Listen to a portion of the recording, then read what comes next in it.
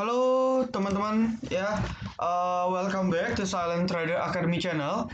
Jadi masih berjumpa kembali dengan saya Om Silent di kesempatan morning briefing hari ini, spesial tanggal 11 Februari 2021, mengakhiri minggu kedua di bulan Februari karena hari Jumat bertepatan dengan tahun baru Imlek ya, jadi Jumat Sabtu Minggu cukup long weekend. Jadi seperti yang sudah teman-teman baca, judul morning briefing kali ini ialah haruskah kita beli serok saham, ataukah kita harus jual dulu sahamnya, atau justru kita hold saja saham-saham yang sudah kita beli. Nah, di sini akan saya bahas, jadi pastikan teman-teman semua tonton sampai habis. Jangan lupa like juga, komen, dan share. Lalu buat teman-teman, sekali lagi saya ingatkan, yang mau dibahas sahamnya ataupun ada yang ingin ditanyakan, silakan chat ke Instagram kami ataupun chat di kolom komentar di YouTube ini. Ya, jadi nanti saya akan open, saya akan pilih yang mungkin menarik, sahamnya akan saya bahas. Ya, karena makin hari makin banyak nih yang DM di Instagram kami. Jadi buat yang belum follow juga silahkan, yang belum join Telegram kami, yang belum follow TikTok kami, yang belum join follow Instagram kami, silahkan follow, linknya ada di description, Anda silahkan cek. Oke. Nah, lalu kita langsung saja ya. Jadi hari ini market sesuai yang diprediksi ya, tekanan belinya sudah mulai melemah ya. Jadi Anda bisa lihat dari sini, candle ini adalah namanya candle inside bar ya, mirip seperti ini. Artinya kalau candle inside bar muncul, artinya ialah market sedang berada dalam ketidakpastian ya, netral ibaratnya, bisa naik bisa turun ya. Apalagi kondisinya sekarang ini berada di tengah-tengah ya, artinya inside bar ini lebih menggambarkan wait and see ya, ataupun investor, trader benar-benar nunggu stimulus, nunggu berita baru mungkin bisa take action, hajar kanan atau beli lebih banyak lagi. Tapi karena itu belum ada, maka ngegantung. Ya, ini pun terlihat dari volume perdagangan yang makin rendah. Ya, volume perdagangan hari ini 129 juta ya, bahkan lebih rendah dari volume perdagangan di tanggal 5 kemarin. Ya, tanggal 5 sudah termasuk terendah selama beberapa bulan terakhir ya. Ini buat terendah lagi dalam sekitar 2 bulan sampai 3 bulan terakhir ya. Artinya benar-benar market sedang berada dalam fase wait and see. Bisa bagus, bisa jelek. Jadi netral sekarang. Nah, kalau Anda tonton morning briefing sebelumnya terkait skenario IHSG, kemungkinan di bulan Februari dan seterusnya, ada 3 skenario ya. Skenario pertama dia bentuk pola W, skenario kedua dia head and shoulders, skenario ketiga dia tidak bikin pola W besar, tidak bikin HNS, tapi dia akan sideways lalu perlahan naik lagi ya, atau istilahnya ialah dia kuat di atas 2 garis merah ini. Nah, per hari ini ya, per hari Rabu, sementara ya di hari Rabu ini masih kuat ya, skenario 3 dan skenario 1. Jadi skenario dia sideways lalu naik itu cukup probabilitasnya tinggi untuk saat ini ya. Saya nggak tahu ya, kalau besok ada berita atau sentimen lain pasti berubah pandangannya. Tapi sejauh ini ya, yang lebih mendekati adalah skenario 3 dan skenario 1, yaitu bentuk pola W ya. Sementara head and shoulders belum besar probability-nya untuk saat ini ya, karena dari candlestick-nya belum menunjukkan indikasi. Meskipun ini sudah menunjukkan indikasi terjadinya reject yang cukup kuat ya, tapi kalau dilihat per hari Rabu saya melihat masih netral ya. Bahkan Dow Jones pun saya pikir akan koreksi berat, ternyata masih kuat ya. Artinya sama ya, market luar, Dow Jones, Europe, bahkan bursa Asia lain seperti Hong Kong itu masih kuat naik. Jadi mungkin skenario 3 dan skenario 1 untuk dalam jangka waktu dekat masih mungkin. Tapi tetap lebih disiplin, lebih waspada karena segala kemungkinan itu bisa terjadi. Ya.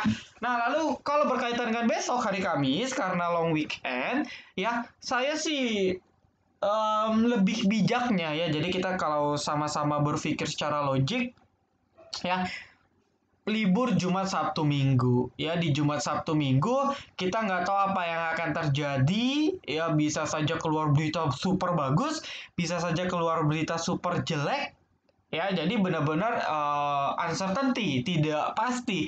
Nah, karena liburnya 3 hari ya, dan long weekend, mungkin habis long weekend muncul data COVID dan lain sebagainya yang mungkin amit-amit melonjak. Nah, ini kan justru akan jadi bumerang untuk kita. So, kalau saya lebih berpikir bahwa lebih bijak kita kurangin intensitas tradingnya dulu. Bukan berarti harus cut loss, harus jual, harus beli, enggak. Ya, cut loss itu tergantung plan Anda. Kalau plan Anda sudah dibuat, oh dia udah kena cut loss sesuai dengan plan Anda, ya Anda out. Ya, tapi kalau misalnya plan Anda misalnya saya mau beli saham Antam gitu ya. Antam stop loss saya di 2.800 Om. Ya kan? Ya kalau belum kena 2.800 ya nggak usah out. Ya, ikutin plan aja, tapi kurangnya intensitas untuk membeli. Ya, jadi jangan nafsu beli ini, beli itu, beli ini, beli itu. Ya, oh ini naik dikit Anda HK. Oh ini naik dikit Anda HK. Takutnya false break ataupun false up. Ya, jadi naik dikit, koreksi lagi. Cuma naik akibat technical rebound. Ya, itu hati-hati. So, mungkin minggu depan aja, ya kalau saya berpikir lebih bijak, Anda minggu depan aja baru mulai aktif trading lagi. Ya, kalau sekarang hari Kamis kurangin intensitas. Ya, kalau saya beserta member VVIP, kita dari hari Rabu Kamis sudah kurangin intensitas trading.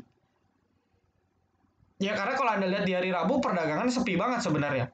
Ya, cuman beberapa sektor yang hype, cuman beberapa saham yang hype aja.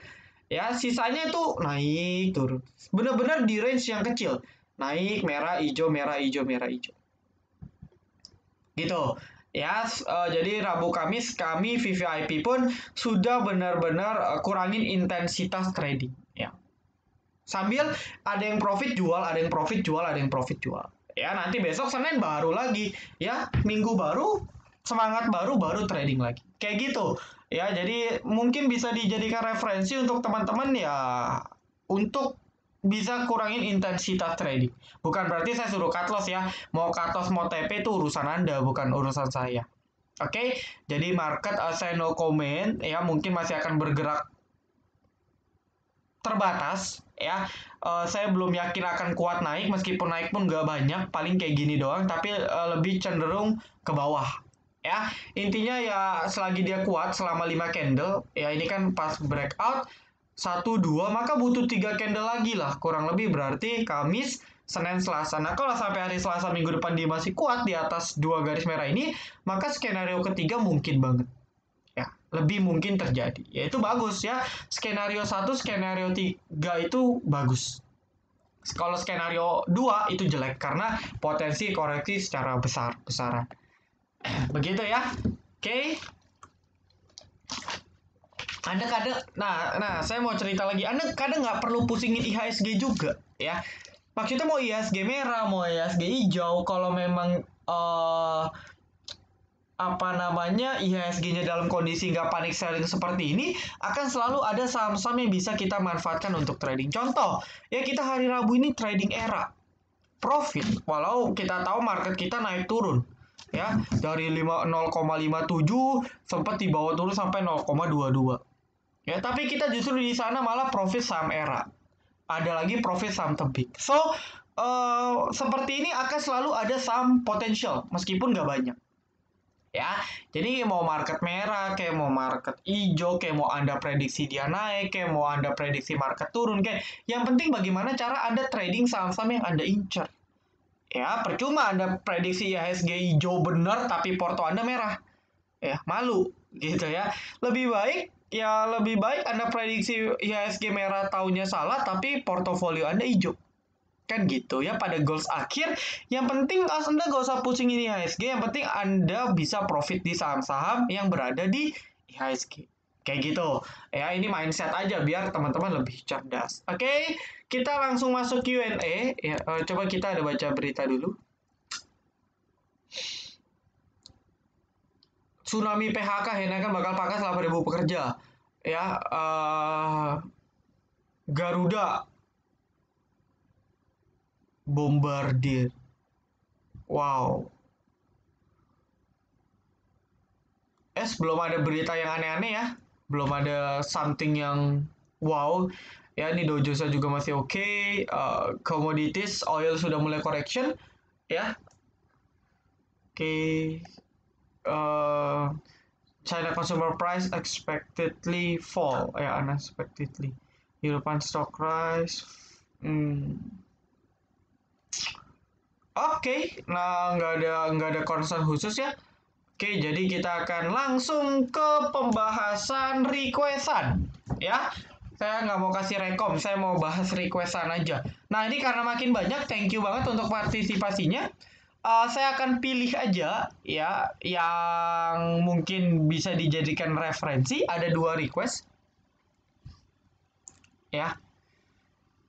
Oke lah, saya bahas bull dulu deh. Yang masuk pertanyaan saya ke bull tuh banyak banget dari kemarin. Oke, kita bull dulu.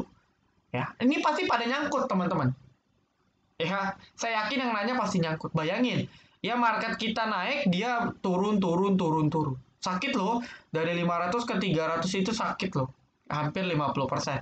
Nah, bull ini gimana? Pertama, Anda harus tahu bull ini repo. Jadi, kalau Anda perhatikan, wah ini akumulasi om, II. No, ini repo.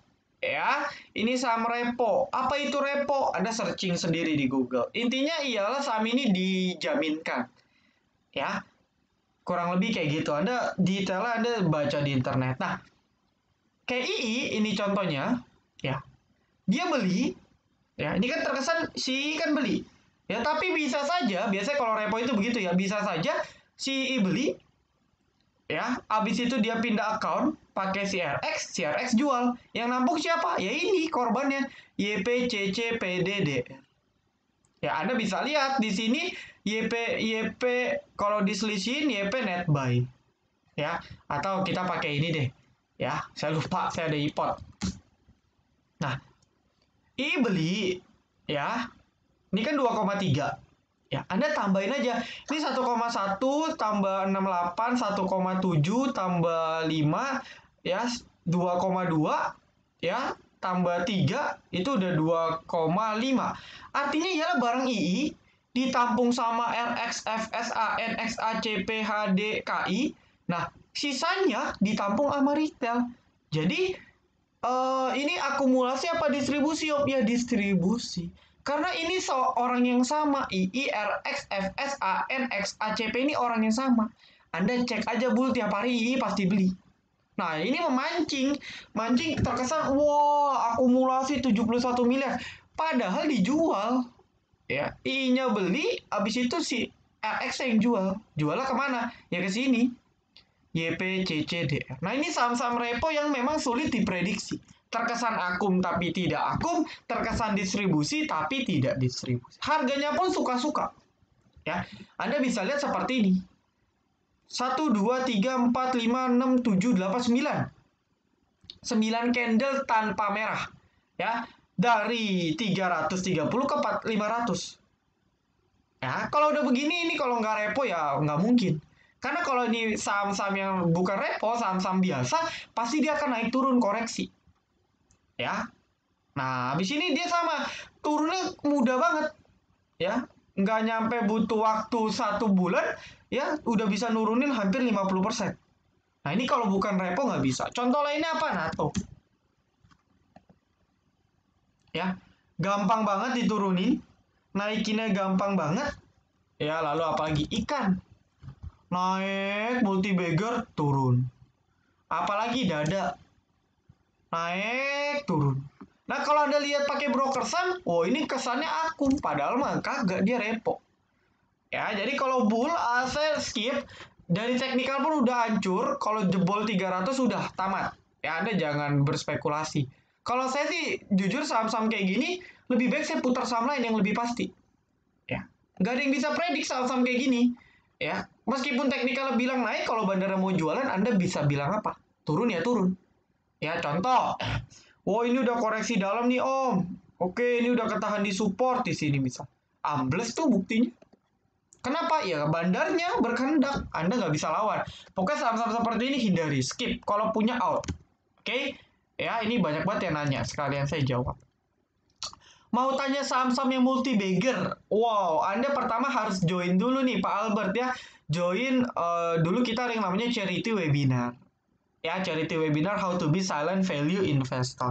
Ya, di sana saya jelasin teknik value investing ala saya untuk pilih saham multi bagger. Nah, tapi charity-nya udah lewat ya. Kalau Anda mau, Anda bisa join VVIP Silent Investor ya. Bahkan market hari ini dari 2 hari kemarin turun, salah satu saham kita justru malah naik hampir 10% dalam 2 hari. Padahal ini market merah 2 hari terakhir. Salah satu saham kita. Ya, salah satunya lagi bahkan sudah multi bagger 100%, sempat hit 100% meskipun koreksi lagi. Nah, jadi Anda yang mau join, silakan VVIP Silent Investor. Silakan tanya staff Silent. Oke?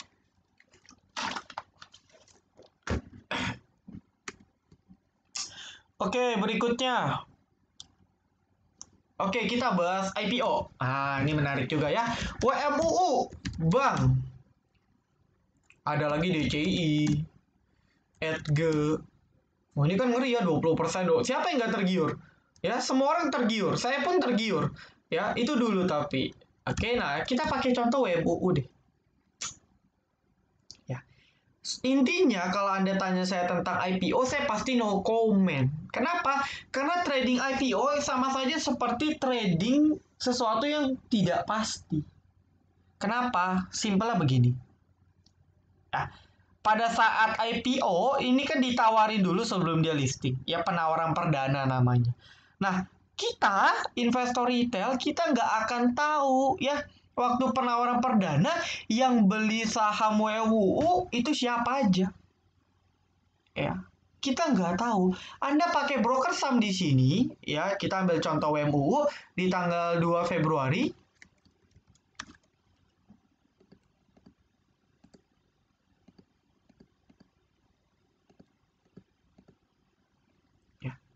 Yang termuncul di sini, salah. Sorry. 2 Februari ya. Nah, yang muncul di sini, ini cuma transaksi di hari itu. Artinya apa? Artinya waktu penawaran perdana itu belum terekam di broker saham di IPOT ini belum terekam. Jadi kita nggak tahu barang IF masih ada berapa, barang OD masih ada berapa, barang YO masih ada berapa, kita nggak tahu. Nggak ke-record. Makanya saya bilang nggak pasti. Kita nggak tahu berapa banyak jumlah barang bandar yang masih mau dijual. Kita nggak tahu. Ya. Apakah bandara sudah habis atau bandara masih pegang? Kita nggak tahu. Kita nggak punya datanya. Gitu. Jadi IPO agak sulit. Apalagi Anda sok-sokan pakai broker saham justru malah bumerang. Ya, maka dari itu ya sudah Anda mau trading boleh, tapi pasang stop loss udah beres. Tapi kalau saya nggak. Maksud saya banyak kok saham-saham lain yang bisa kasih profit 5-10% dan lebih aman dibandingkan IPO. Ya kalau terlihat, tapi kan Om, bank kan naik terus ya sudah. Ini udah naik dari 139 ke 735. Anda mau naik ke berapa lagi kira-kira? Ingat ya, hukum teknikal ya. Mudah naik, mudah turun. Susah naik, susah turun. Ya, kalau nggak percaya tunggu aja. Ya, kayak gitu. Jadi saya no comment lah. Bukan rezeki saya di saham-saham seperti ini. Ya, apalagi buat teman-teman yang pakai dana gede. Kacau. Oke. Om, saham minyak turun terus nih. Enggak ah.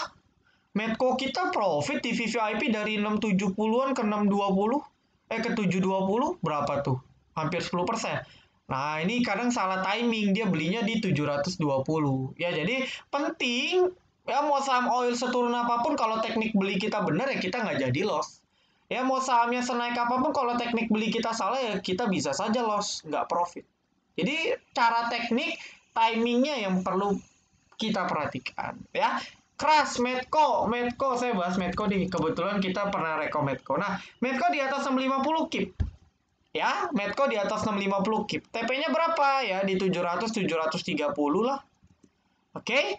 Ya, saya ada Akra, ada Medco. Pilih salah satu. Mau Akra, mau Medco. Jangan dua-duanya. Kalau turun, amsyong. Nah, ini kan Akra udah reversal ini. Dia buat inside bar, confirm new low. Nah, ini menarik besok.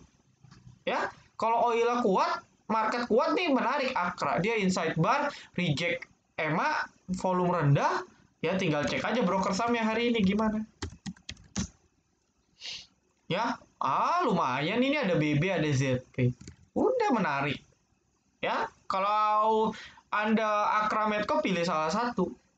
Ya, Akra Medco. Bull saya sudah bahas. Maunya minta diskon program STAC. Wow, STAC itu cuma 1 juta loh. Anda coba tanya di luaran, itu jutaan bahkan mungkin sampai belasan juta. Ya, fasilitas STAC sih the best banget. Oke, yang mau silakan join waiting listnya. Minggu ini closing regis. Ya, oke. Berikutnya ASI Om sama Unilever. ASI Unilever nih saham invest dan saya pun nggak rekom. Ya, mau invest pun saya mending invest saham-saham multi bagger. Ya, meskipun saham-saham lelet saya lebih better saham perbankan. Ya, contoh, Anda ngomong Unilever bagus, padahal kalau Anda cek utangnya cukup gede loh. Ya, Anda lihat Unilever perusahaan sehat, memang pendapatannya stabil. Tapi dari sisi utang itu nggak menarik. Ya, resikonya cukup gede, jangan salah. Ya, Anda kalau lihat Unilever, ya, itu utangnya 300%. Ya, debt to equity ratio 300% loh. Per kuartal 3. Ya, 300%. Artinya ini Bu, meskipun memang produknya produk yang pasti dipakai orang, tapi secara di sisi lain ini nggak bagus sebenarnya. Ya, jadi kalau ada yang bilang Unilever cocok banget untuk invest, kenapa nggak perbankan aja? Nah, tapi kalau teman-teman yang syariah ya mungkin kan nggak bisa ya. Teman-teman carilah alternatif yang lain. Ya, ASI gimana? ASI ini juga namanya mobil ya. Kendaraan ini kan sesuatu yang akan apa ya ibaratnya? Akan tenggelam pada masanya. Ya, ASI ini memang bagus, perusahaannya stabil ya kan. Perusahaannya stabil, cash flow lancar. Cuman ya balik lagi, ya harganya begitu-gitu aja. Anda mau invest di sini mau ngarap dia ke berapa? Mau ngarap dia ke 10.000? Kan gak realistis. Ya bahkan selama 3 tahun terakhir dia kagak bisa naik ke 6.000 aja susah. Ya ini aja mau naik ke 6.000 susah, apalagi ke 10.000 kan begitu. Ya, jadi nggak cocok untuk invest menurut saya ya. Tapi kalau menurut katanya ini adalah gold chip, ya terserah, tanya aja. Ya saya sih skip. Ya saya nggak main. Saya invest di perbankan. Ya. Era kita udah profit tadi. Lesip Wood udah sih bahas ya. Kayaknya kemarin ada yang nanya Wood. Ya, apakah ISG hari ini mengindikasikan head and shoulder? Sudah saya jawab. Besok kira-kira yang prospek gimana ya? ICBP no, nggak ada ICBP, INDF, Unilever, ASI itu nggak cocok untuk trading. Perbankan BRI pun nggak cocok untuk trading, BBC nggak cocok untuk trading, itu full invest. Ya, BRIS Om nyangkut 2970. Weh, kok nyangkut? Kalau di kita di VVIP justru TP di 3000 ke atas. Ya makanya kalau di VVIP ya enak dipandu, ya udah dikasih tahu kapan TP, kapan jual, kapan buy, kapan hold. BRIS masih oke, ya ini range-nya di atas 2.500 Anda keep silakan. Ini masih sideways aja sih. Ya, so far masih bagus untuk BRIS. Teknik alokasi dana atau MM? Teknik alokasi dana atau MM. Nah, sebelum saya jawab tekniknya, pertanyaannya Anda tipenya yang apa ya istilahnya? Anda tipenya itu yang mau cepat kaya atau enggak? Karena percuma saya jelasin tekniknya, kalau Anda ujung-ujungnya merasa bahwa aduh kok saham gue cuannya dikit banget ya, kok profitnya dikit banget ya nggak bisa. Karena kalau Anda pakai teknik atau pakai MM, maka profit Anda nggak di satu saham mungkin nggak langsung gede. Contoh Anda punya 100 juta, Anda pakai MM, Anda beli 20 juta. Ya, profit 5%. Untung berapa? Untung 1 juta. Ya, lalu Anda berpikir, gue cuma untung 1 juta. Padahal kalau gue masuk 100 juta, 5% gue dapat 5 juta. Gue beli 100 juta aja deh. Nah, rata-rata begitu. Ya, kalau Anda siap, Ya teknik alokasi simple aja sih. Ya, simple aja. Saya selalu mencadangkan cash. Ya, contoh misalnya untuk trading 100%, ya 50% swing, tergantung ya, ini tergantung karakteristik. Misalnya 30% trading, 20% jaga-jaga. Jaga-jaga tuh apa? Kejadian kayak akhir bulan kemarin. Ya saya ada cash untuk setidaknya nyelamatin saham-saham yang memang masih prospek. Begitu. Ya, itu komposisinya 50 30 20.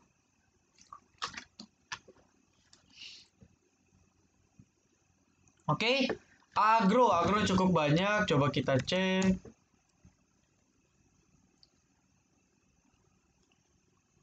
Agro.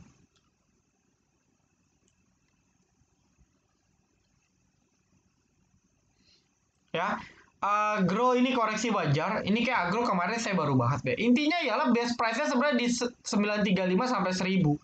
Ya, ini best price entry-nya kalau Anda mau. Ya, lalu selagi dia di atas 935 ini masih prospek. Oke, agro di atas 935 masih prospek untuk naik.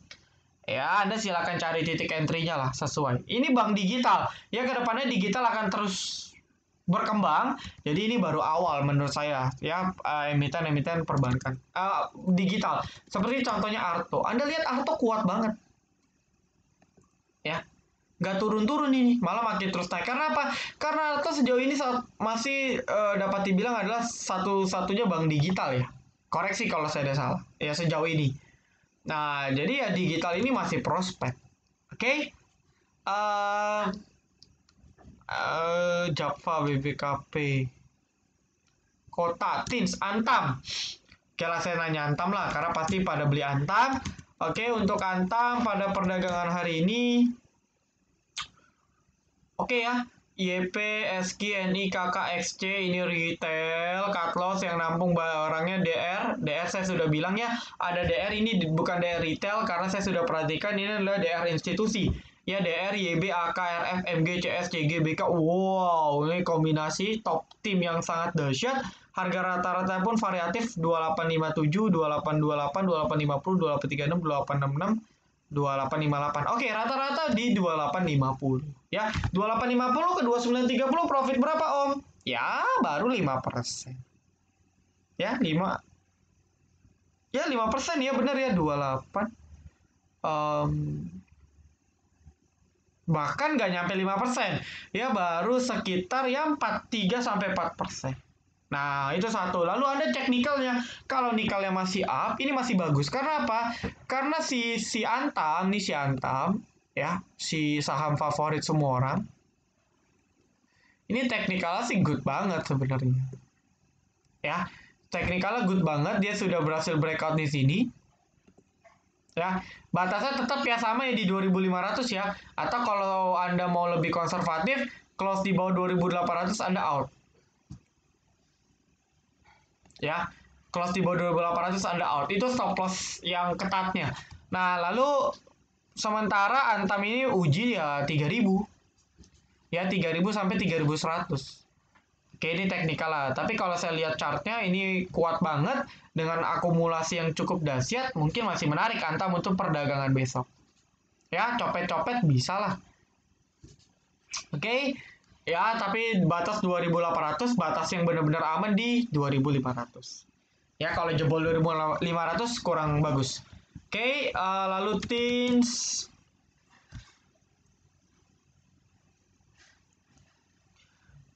Tins juga sama, dia ngikutin Antam, tapi hari ini kenapa nggak naik banyak? Karena bandara distribusi. Simpelnya gitu aja. Ya kadang, oh Wika naik, WSKT kok nggak naik ya? Ya karena Wika-nya di akun, WSKT-nya enggak. Udah gitu doang jawabannya. Sama Tins, kenapa Tins cuma 1%? Biasanya kan bareng ya, karena bandara nggak beli. Nah, berarti ada sesuatu di Antam. Kenapa cuma Antam doang yang dinaikin? Nah, berarti kan fokus kita ya di Antam, jangan di Tins. Kecuali Tinsnya juga di Akum, kita bisa masuk Tins. Tapi kalau Tinsnya tidak di Akum, ya meskipun ada CS ya dikit-dikit broker-broker serok, cuman kan mayoritas nih masih distribusi. Ya sudah, tinggalin aja. Ya, fokus Antamnya aja untuk fast trade. Gitu. Oke, Antam Tins.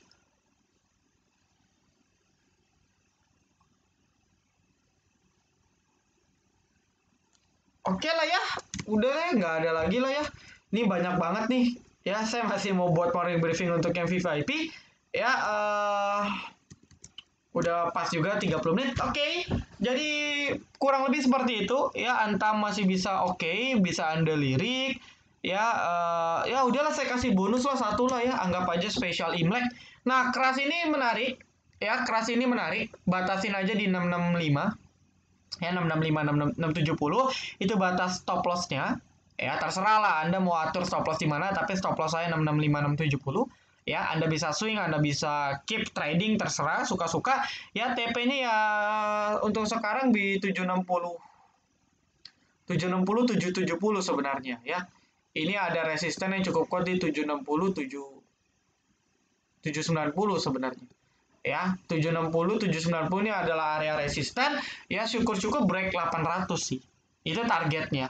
Oke, batas stop loss di 870. Titik entry Anda suka-suka. Nah, keras ini merupakan salah satu emiten yang mungkin akan mengejutkan laporan keuangan tahunannya. Ya, mungkin sebagian semua sudah tahu bahwa di kuartal berapa ya? Kuartal 1 atau kuartal 2 keras ini selama 10 tahun terakhir rugi, dan di tahun 2020 kemarin dia bisa membukukan laba. Artinya ini turnaround company ya, trader-trader, investor-investor yang suka lirik turnaround company pasti sangat tertarik emiten keras. Ya, ini BUMN di support terus sama pemerintah, jadi ini bagus banget. Ya, jadi ini sih bagus banget. Oke, disclaimer on ya, Anda mau beli silakan, mau nggak beli silakan ya, tapi saya kasih pandangan saya, kita VVIP sudah beli dari 710 ke bawah, 700-an ke bawah, bahkan hari ini kita sudah entry ya, posisi kita sudah profit kayak gitu. Jadi yang mau join VVIP ya silakan chat ke staff kami, staff silent, si Ricci di Telegram. Oke, linknya ada di deskripsi. Ya, udah dulu. Thank you banget teman-teman semua sudah nonton video ini udah sampai akhir. Jangan lupa like, comment, dan juga subscribe. Jangan lupa nyalakan notifikasi agar ketika saya dan tim upload video terbaru, teman-teman bisa langsung update. Oke, see you in the next video. Salam Trader Academy. Be silent, be patient, be cuan.